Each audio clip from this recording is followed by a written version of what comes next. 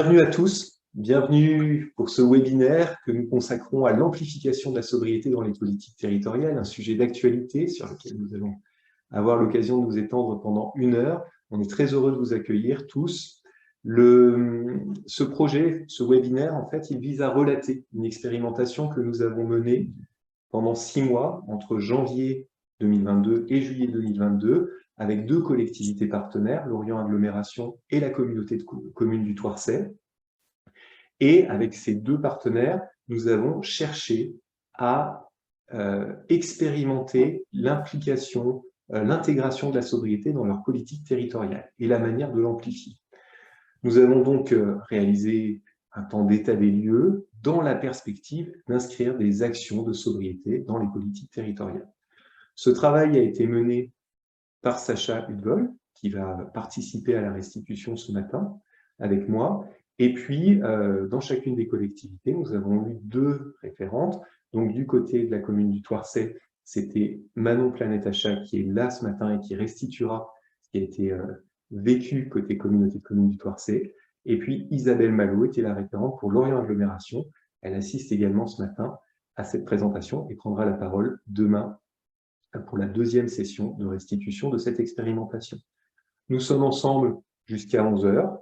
La séquence va se découper en 2 parties. Une première partie de 40 à 50 minutes de présentation, de restitution, et puis une deuxième partie, qui va être comprise entre 15 et 20 minutes de temps d'échange, de réponse aux questions que vous soulèverez. Et pour ça, je vous invite à utiliser le chat, c'est le plus simple. Et puis dans la dernière partie, à prendre la parole si vous le souhaitez, évidemment. On ne répondra pas à vos questions au fur et à mesure, mais vous pouvez tout à fait les poser, puis on les reprendra à la fin, dans les 10-15 dernières minutes. Allez, c'est parti pour parler de sobriété. La sobriété, on va d'abord commencer par poser la genèse de ce qui nous a amené à cette expérimentation. Premier constat, c'est que la sobriété, c'est un sujet d'actualité. C'est un terme actuellement fortement mis en avant depuis plusieurs semaines par le gouvernement. Pour ceux qui se sont réveillés avec la radio ce matin, vous avez entendu parler de sobriété, un discours de la Première ministre aux entreprises, qui les a incités à aller vers la sobriété énergétique et vers une réduction de la consommation de 10%, consommation d'énergie, et puis avoir un référent sobriété dans chaque entreprise. Donc on voit que ce terme est porté par le gouvernement. On peut l'expliquer par la tension actuelle sur les ressources énergétiques et matérielles. Il y a le conflit ukrainien, il y a l'inflation, il y a le prix des matières premières, il y a la reprise post-Covid qui joue aussi un rôle très important dans cette tension autour des ressources et qui amène à se poser la question de la sobriété. On peut noter aussi que la sobriété, c'est quand même une approche qui n'est pas si nouvelle que ça. C'est les incitations à la modération, ça remonte à l'Antiquité. Aristote en faisait l'une des 4 valeurs cardinales, la modération. Puis la sobriété, c'est quelque chose qu'on retrouve dans les grandes religions, le détachement vis-à-vis des valeurs matérielles. Le bonheur ne se trouve pas dans les possessions matérielles, c'est une philosophie qui parle à beaucoup et depuis très longtemps, et qui a trouvé un nouveau souffle au moment des années 70, puisque historiquement, c'était plutôt pour trouver l'épanouissement individuel qu'on se détachait des possessions matérielles. Puis dans les années 70, sort le rapport à la croissance, on se rend compte des limites planétaires, et la sobriété apparaît comme une réponse possible aux limites planétaires. Au cours des dernières années, on voit qu'un mouvement important a eu lieu, qui est un mouvement d'institutionnalisation de la sobriété. Et parmi les acteurs à y avoir contribué, l'ADEME, évidemment, a poussé la sobriété. Il faut dire depuis 5 ou 6 ans, ce thème est vraiment apparu comme central et a fait l'objet de travaux de recherche par l'ADEME. Notamment, ça a commencé par l'étude de foyers sobres et heureux. L'ADEME s'est ensuite intéressée à la notion de la sobriété. Elle a publié un panorama de la notion de sobriété. Elle s'est intéressée aux pensées, à la conception de la sobriété.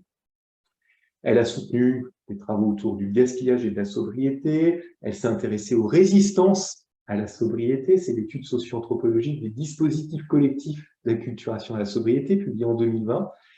Et en 2021, elle a publié au printemps un ensemble de documents sur les politiques territoriales de sobriété auxquels nous avions contribué, et notamment des éléments de méthode sur la manière de conduire des politiques territoriales de sobriété. J'aurai l'occasion d'y revenir. Toujours en 2021, l'ADEME a consacré une de ses lettres stratégie à la sobriété, et en juin 2021. Et puis en 2022, l'ADEME a publié 4 scénarios, transition 2050, pour atteindre la neutralité carbone, donc à cette date, en 2050. Et sur ces 4 scénarios que vous avez sous les yeux, 3 font la part belle à la sobriété. Donc la sobriété est très présente et s'institutionnalise peu à peu. On voit que l'ADEME y contribue, mais elle n'est pas la seule. Là, je viens de paraître hier un ouvrage du CEDIS élaboré par la directrice de Virage Énergie qui s'appelle « Engager les politiques locales de sobriété ». Et donc, on voit qu'il y a un ensemble d'acteurs qui s'intéressent à ce thème de la sobriété et qui construisent le socle institutionnel. Alors, la sobriété, là, dans le webinaire, on va reprendre la définition ADEME qui tient en 3 points. La sobriété, c'est un cheminement qui consiste d'abord à questionner nos besoins, à trouver des stratégies pour satisfaire nos besoins en limitant leur impact environnemental, et donc à faire évoluer nos modes de vie, nos pratiques à l'échelle individuelle et collective. Et ça nous permet quoi? Ça nous permet de nous situer dans ce que Kate Raworth définit comme l'espace sûr et juste pour l'humanité, c'est-à-dire un espace compris entre le plancher social, en deçà duquel les hommes tombent dans la précarité, si un certain nombre de leurs besoins critiques ne trouvent pas de réponse, et puis, par ailleurs, le plafond environnemental, avec les seuils naturels critiques, l'émission de gaz à effet de serre, la pollution, les ressources en eau, etc. Et donc, il y a cet espace qu'il faut trouver, et que Kate Raworth a simplifié dans le diagramme en appelant ça la théorie, le donut, et donc elle a bâti une théorie du donut que vous trouverez très facilement si vous fouillez sur Internet. Ce qu'on note aussi, c'est que pour se situer dans cet espace sûr et juste pour l'humanité, il est impossible de le faire sans sobriété. L'efficacité et les nouvelles technologies, elles ne suffisent pas à atteindre les objectifs climatiques, la préservation des ressources, la préservation de la biodiversité. Voilà à quoi sert cette démarche de sobriété.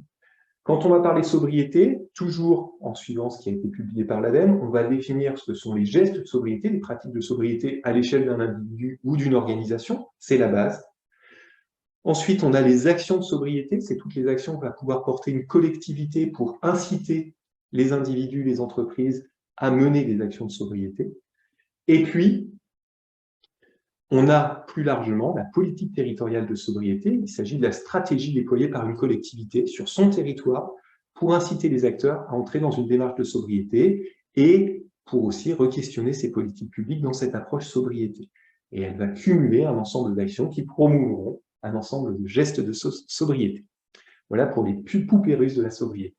Alors, on va passer en revue pour que tout le monde ait bien en tête ce qui est possible, quelques exemples d'actions de sobriété portées par les collectivités, parce qu'on en a repéré quelques-unes, et l'ADEME en a repéré quelques-unes. Alors, la première, c'est réduire ou éteindre l'éclairage nocturne, donc changer les ampoules pour qu'elles consomment moins d'énergie, ça c'est de l'efficacité. Réduire ou éteindre l'éclairage nocturne, là on est dans la sobriété. Et c'est ce qu'a fait par exemple l'Intercom d'Argentan, qui éteint les lumières une partie de la nuit, et qui, en plus, fait des économies, non seulement d'énergie, mais aussi des économies financières. C'est le premier exemple. Le deuxième exemple, ça peut être la volonté d'une collectivité de promouvoir le vélo, et pour ça, elle va pouvoir développer un certain nombre d'actions, en étant exemplaire, en incitant ses agents à venir au travail en vélo plutôt qu'en voiture, en sensibilisant à l'intérêt de la pratique. Donc, elle communique sur les bienfaits environnementaux et physiques de la pratique du vélo. Elle peut aménager son espace pour faciliter la pratique, donc construire des pistes cyclables. Elle peut soutenir la pratique en prêtant des vélos, en subventionnant l'achat. Et puis aussi, elle peut décourager l'ébriété, qu'on définit comme l'inverse de la sobriété, en augmentant le coût du stationnement des voitures. Pour prendre un exemple d'action très concrète, très efficace, pour décourager l'ébriété. Et puis, un troisième exemple, toujours dans les politiques menées par les collectivités, si on s'intéresse cette fois aux déchets, on peut faire payer les déchets en tarification incitative. Ah oui, on va se poser la question, quel est le besoin de l'usager? Est-ce que le besoin de l'usager, c'est que ces déchets soient évacués? De base, pourrait-on dire, mais non. En réalité, son vrai besoin, c'est qu'il y ait peu de déchets chez lui qui s'accumulent. Et dans ce cas-là, l'incitation tarifaire peut amener l'usager à revoir sa manière de consommer, acheter moins d'emballage, trouver une solution de compostage. Pour tous ceux qui sont familiers du monde de déchets, on est vraiment en terrain connu. Voilà pour ces 3 exemples qui permettent de définir des actions de sobriété. En 2021, l'ADEME fait paraître les politiques territoriales de sobriété dans le cadre d'un projet qui s'appelle Personne. Donc, elle fait paraître à la fois des documents de benchmark de ce que font les collectivités, un document de réflexion sur ce que pensent les acteurs de la sobriété aujourd'hui, et puis un quatrième document qui s'appelle « Éléments de méthode et de réflexion à l'usage des collectivités territoriales », et nous avions eu le plaisir de contribuer à l'élaboration de cet ouvrage. Dans ce document, ce qu'on trouve, c'est trois grandes préconisations. D'abord, si on veut développer la sobriété dans les politiques territoriales, il s'agit de réaliser un état des lieux. Et donc, dans cet état des lieux, on va aller regarder quelles sont les pratiques exemplaires de la collectivité, qu'est-ce qu'elle fait, qu'est-ce qu'elle mène en termes d'action de promotion de la sobriété auprès des habitants, des usagers, des acteurs économiques. Est-ce qu'elle sensibilise, elle communique pour encourager la sobriété? Est-ce qu'elle met à disposition des alternatives? Est-ce qu'elle accompagne vers ces solutions alternatives? Et puis, on va regarder aussi si, par hasard, elle n'aurait pas quelques actions ou projets qui s'opposent à la sobriété, ce qu'on appelle les actions ou projets d'ébriété.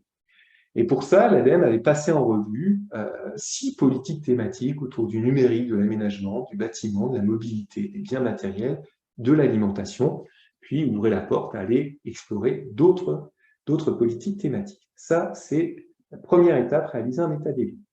La deuxième étape, c'est d'aller instiller de la sobriété dans chacune des politiques thématiques. Il ne s'agit pas, ce qu'on dit dans cet élément de méthode, de faire un plan d'action sobriété tant que tel, mais plutôt d'aller mettre de la sobriété dans chaque plan d'action.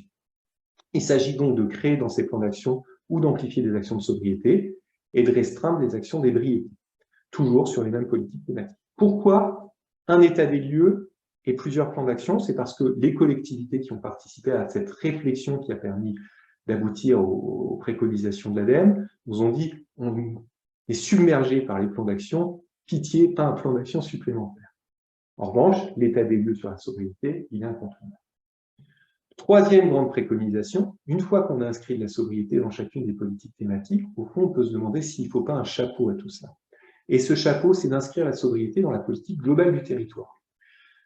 Et pour ça, il faut à la fois construire un récit de territoire en intégrant la sobriété, et puis développer des politiques visant l'épanouissement. Il ne s'agit pas juste de restreindre de partout, il faut proposer des alternatives à la consommation matérielle. Et pour ça, on peut aller creuser du côté des politiques qui vont favoriser le lien social, les activités physiques et sportives, l'éducation, la santé physique et mentale, le développement des savoir-faire et de l'autonomie, l'inclusion, etc., etc. Tout ce qui contribue à l'épanouissement et l'émancipation, le lien social entre les individus. Tout ça doit se faire évidemment en associant les habitants et les acteurs du territoire. La sobriété, elle s'impose éventuellement par la raréfaction des ressources, mais si c'est un choix politique, il doit bien être partagé et il est nécessaire d'inclure les acteurs concernés. Voilà les 3 grandes préconisations qu'on peut tirer, parmi d'autres, de ces éléments de méthode proposés par l'ADEME. Nous en étions là, fin 2021, quand on a eu envie de tester ces éléments de méthode et nous avons donc recherché 2 collectivités prêtes à expérimenter avec nous. Et 2 d'entre elles nous ont dit « Nous sommes prêtes, ça tombe au bon moment pour nous. » Et Sacha, c'est toi qui prends le relais puisque tu as été en première ligne sur cet accompagnement. Parfait, merci.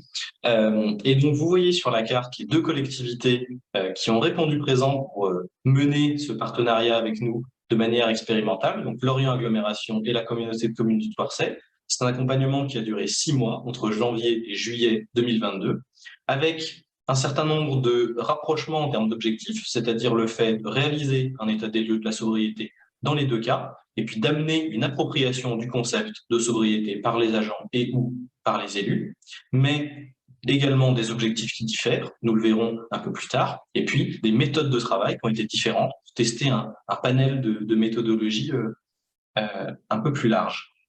Et donc, je vais laisser la parole à Manon qui va vous présenter le travail que nous avons mené au sein de la communauté de communes du Thouarset.